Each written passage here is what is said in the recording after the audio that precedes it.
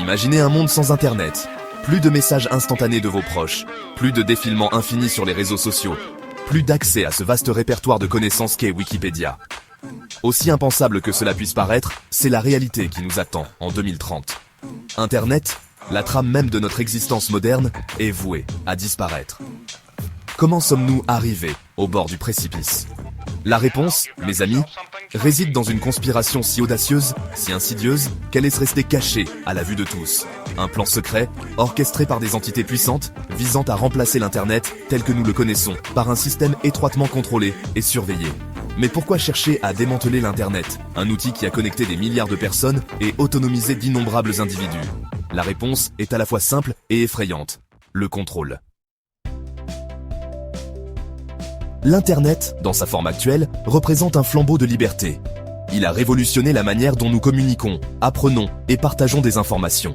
Il permet la libre circulation de l'information, connectant les individus par-delà les frontières géographiques et favorisant l'échange d'idées. Les réseaux sociaux, les forums et les blogs sont devenus des plateformes où chacun peut exprimer ses opinions et se faire entendre. Cette connectivité mondiale a permis de rapprocher les gens, de créer des communautés virtuelles et de renforcer les liens entre les cultures. Les barrières linguistiques et géographiques s'effacent, laissant place à une véritable communauté mondiale. Mais cette liberté a un prix. L'ombre de l'Internet est tout aussi vaste que sa lumière.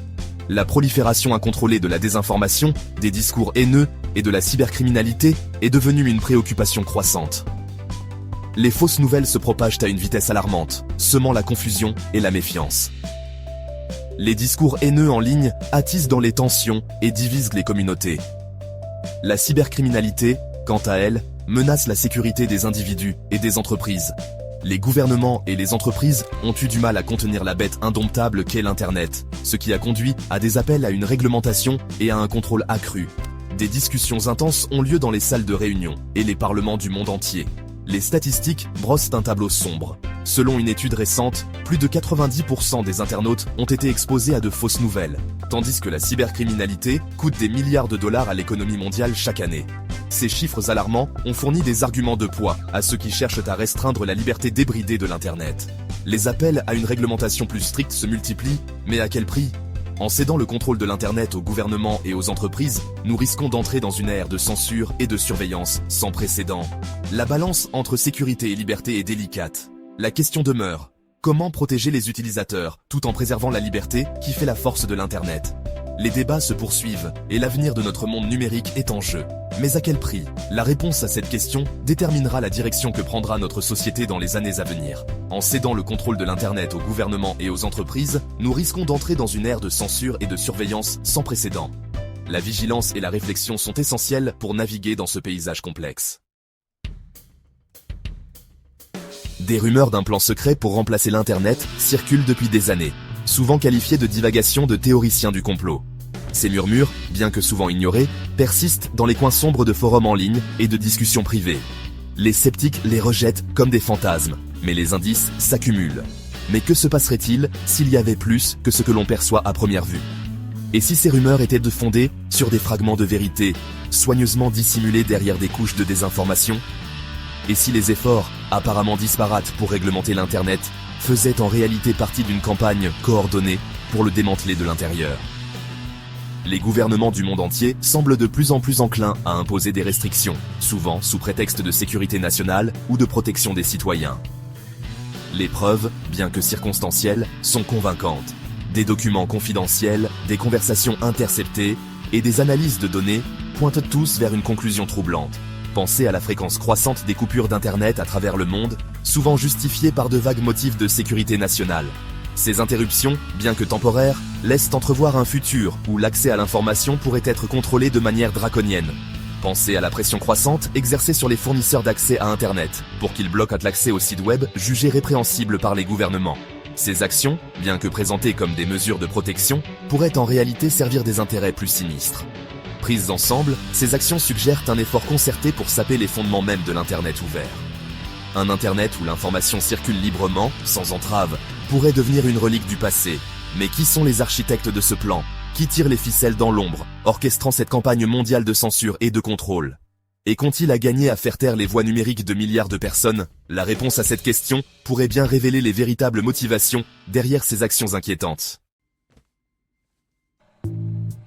Identifier les cerveaux derrière ce plan audacieux n'est pas chose aisée. Ces architectes de silence opèrent dans l'ombre, tissant des réseaux complexes et dissimulant leurs intentions derrière des façades respectables.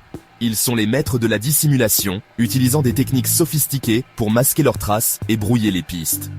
Leur influence s'étend bien au-delà des frontières nationales, créant une toile mondiale de manipulation et de contrôle.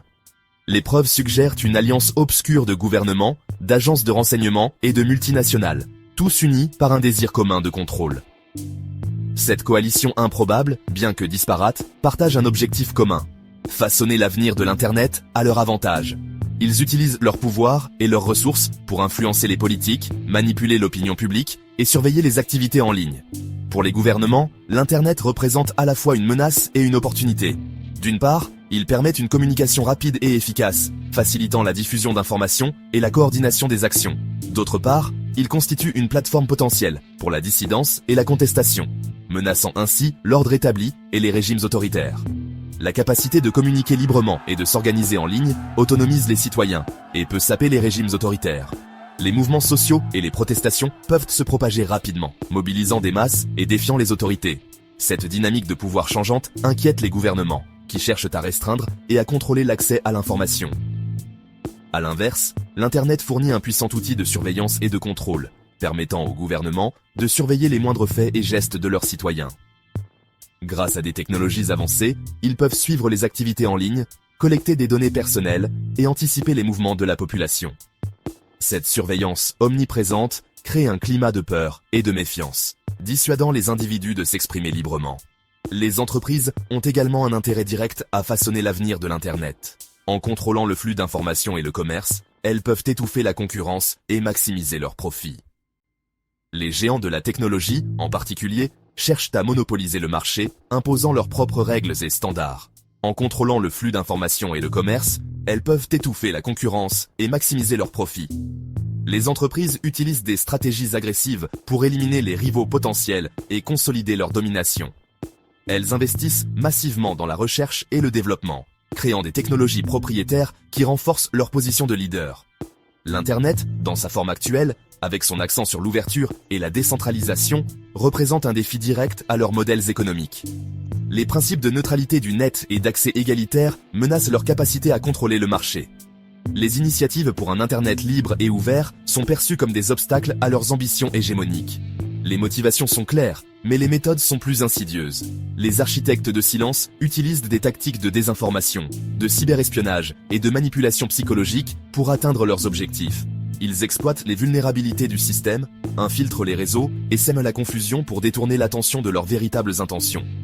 En exploitant les craintes liées à la cybersécurité et aux dangers en ligne, ils ont progressivement érodé la confiance du public dans l'Internet ouvert, ouvrant la voie à sa disparition éventuelle.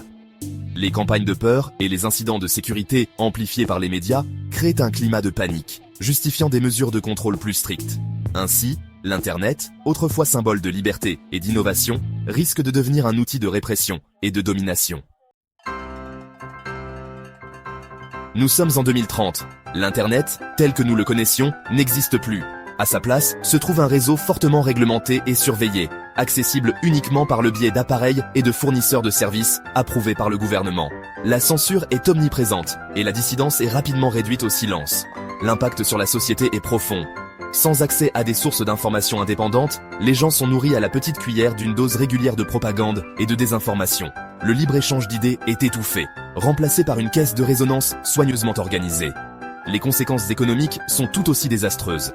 Les petites entreprises, autrefois capables d'atteindre un public mondial en ligne, sont désormais à la merci de puissantes entreprises qui contrôlent l'accès au nouvel Internet. L'innovation est étouffée et les inégalités économiques se creusent. Une lueur d'espoir ? Le tableau que j'ai peint est sombre, mais il n'est pas sans espoir. Même face à une adversité aussi écrasante, l'esprit humain trouve un moyen de résister. Partout dans le monde, des poches de résistance émergent. Des individus férus de technologie développent des réseaux clandestins pour contourner la censure gouvernementale, tandis que d'autres luttent pour les droits et libertés numériques. La bataille pour l'âme de l'Internet est loin d'être terminée, mais leurs efforts seuls ne suffiront pas. Nous devons tous faire notre part pour résister à cette tyrannie numérique. Nous devons nous éduquer et éduquer les autres sur les dangers de la censure et de la surveillance sur Internet. Nous devons soutenir les organisations qui luttent pour les droits numériques. Et nous devons tenir nos élus responsables de leurs actes. Le prix du silence. Les enjeux n'ont jamais été aussi importants. Si nous n'agissons pas, nous risquons de perdre plus que l'Internet. Nous risquons de perdre notre liberté d'expression, notre liberté de penser et notre humanité même. Imaginez un monde où vous ne pouvez plus accéder librement à l'information, où chacun de vos mouvements en ligne est suivi et surveillé, où la dissidence est accueillie par une répression rapide et brutale. C'est l'avenir qui nous attend si nous restons silencieux. Il est temps d'agir. Nous ne devons pas nous laisser bercer par la fausse promesse de sécurité et d'ordre. Le prix du silence est tout simplement trop élevé. Reconquérir notre aube numérique. La lutte pour reconquérir nos libertés numériques ne sera pas facile. Elle exigera du courage, de la détermination et une volonté de défendre ce en quoi nous croyons. Mais c'est une lutte que nous ne pouvons pas nous permettre de perdre. Nous devons nous rappeler que l'Internet n'appartient ni au gouvernement, ni aux entreprises. Il nous appartient à tous. C'est un outil puissant pour la communication, l'éducation et l'autonomisation. Et nous ne devons pas permettre qu'il nous soit enlevé. L'avenir de l'Internet est entre nos mains. Faisons preuve de sagesse. Un appel à l'action. Mes amis, le temps de la complaisance est révolu. L'avenir de l'Internet, et même l'avenir de notre liberté, est en jeu. Nous devons agir maintenant pour revendiquer nos droits numériques et garantir que l'Internet reste une force positive dans le monde. Rejoignez-moi dans ce combat. Renseignez-vous et renseignez les autres sur les dangers de la censure et de la surveillance sur Internet. Soutenez les organisations qui luttent pour les droits numériques. Et surtout, faites entendre votre voix. Faites savoir à nos élus que nous ne resterons pas les bras croisés pendant que nos libertés numériques sont érodées. Ensemble, nous pouvons construire un avenir où l'Internet autonomise les individus, connecte les communautés et favorise un monde plus juste et équitable. Il est temps d'agir.